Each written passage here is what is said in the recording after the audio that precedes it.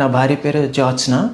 తన ఫ్యామిలీ హిస్టరీలో తన సిస్టర్స్కి కూడా బ్రెస్ట్ క్యాన్సర్ ఉంది. BRCA1 and 2 మ్యూటేషన్స్ కూడా ఉంది. అందులో ఒకరు దురదృష్టవశాత్తు చనిపోవటం కూడా జరిగింది.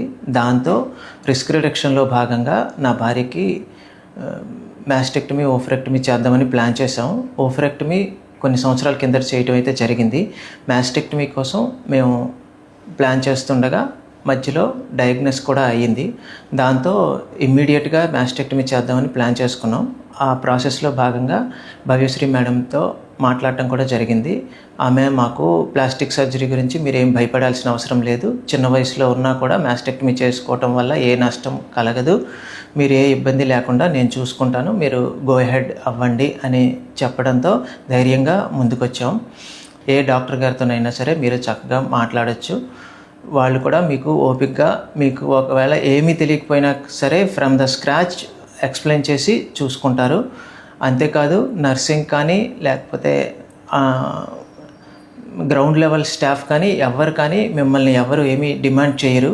మాకు ఆల్మోస్ట్ 2003 నుంచి మా రిలేటివ్స్ చాలామందిని చాలా హాస్పిటల్స్లో చూపించడం కూడా జరిగింది.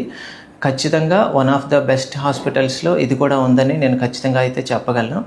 భవ్యశ్రీ మేడం కూడా వాళ్ళ టీంతో కలిసి ఆ రోజు ఈవినింగ్ చాలా లేట్ 9.5 hours సర్జరీ అయినా సరే ఓపిక్గా ఉండి ఈవినింగ్ 6:45కి వచ్చి నాకు మళ్ళీ నన్ను పర్సనల్గా పిలిచి బ్రీఫ్ చేసి ధైర్యం చెప్పినట్టుగానే నేను చేశానని డెలివర్ చేసిన తర్వాత కూడా చెప్పారు.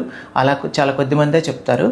మనల్ని జాగ్రత్తగా చూసుకొని మళ్ళీ తిరిగి సురక్షితంగా ఇంటికి పంపించే బాధ్యత వాళ్ళు తీసుకొని నెరవేరుస్తారని నేనైతే ఖచ్చితంగా నా అనుభవంతో చెప్పగలను. Thanks to Apollo hospitals, Visakhapatnam.